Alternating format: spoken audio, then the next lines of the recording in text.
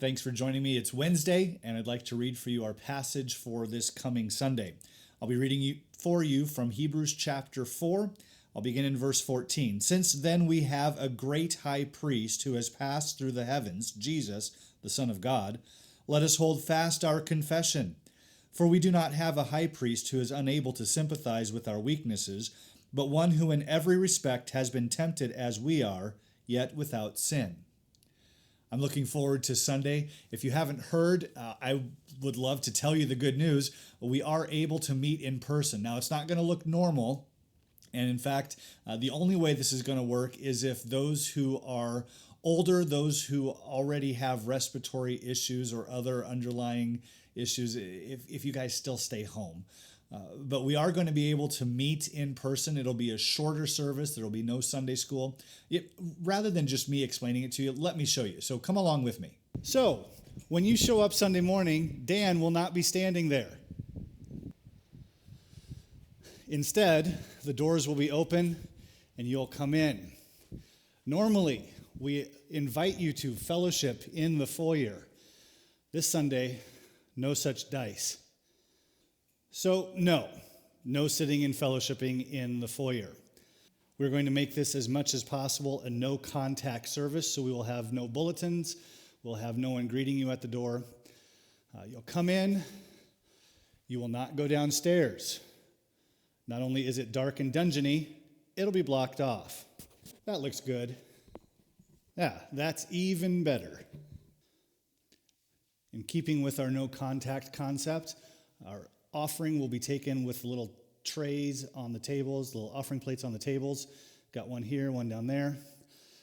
If you are not assigned to go upstairs to run the sound or the video, we ask that you not go upstairs. Just walk into the auditorium, find a place to sit that will keep you 6 feet away from other people. That camera may or may not be right there, but this is the camera we've been using for our online service.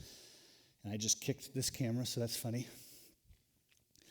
So if you do choose to stay home, you will still be able to see, well, better than what I'm showing you right now, what's going on. We'll have the entire service live streamed.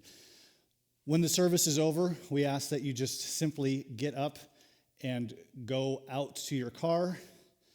If you want to fellowship out in the yard, we're definitely not going to stop you from doing that. Don't turn your head like that. That'll probably hurt. Again, keep the foyer clean and free. We want people to be able to just move through here rather than stopping and chatting. Now, if you decide you want to go to the fellowship hall, don't. We want the fellowship hall to be completely closed off. The fewer places we have people go, the fewer places we have to sanitize. So, see this doorway? Please don't go through it. The nursery will be closed. The fellowship hall will be closed. So we thank you for doing your part in not going around the building, keeping the church as clean as possible. Of course, the water fountain will be available, and there's a hand sanitizer nearby if you want to use that. So to summarize, as much as possible, we're going to do a no-contact kind of service. The doors will be propped open. There will be no bulletin. We will not pass the offering plate. As much as we can, we want to keep people separated by 6 feet. So that means within your family group. If you live alone, then stay 6 feet away from everyone else. If you're part of a family, you can sit with your family, but make sure that your family stays 6 feet away from everyone else. As much as possible, we want to do this. In fact, for my family, Amanda's planning to stay home with the little kids. There will be no nursery, no children's church. It's not going to be normal church, but it will be more than what we've been doing. And so I look forward to having you here. We want to do this well, and we want to worship together. So for those who are older or who have some sort of underlying condition already, or if you're just not comfortable being out in a crowd yet, feel free to stay home. We will have this live streamed in its entirety. If for some reason the live stream fails, we are going to record it also. We'll record the audio and the video. And so if the live stream fails, we will put that up later. Now, audio and video uploading later takes a long time, so don't expect it to be up before sometime Sunday night. But we will get that up if the live stream does fail. So we're trying to be prepared. we want to serve you. We want to serve the Lord. We want to worship together.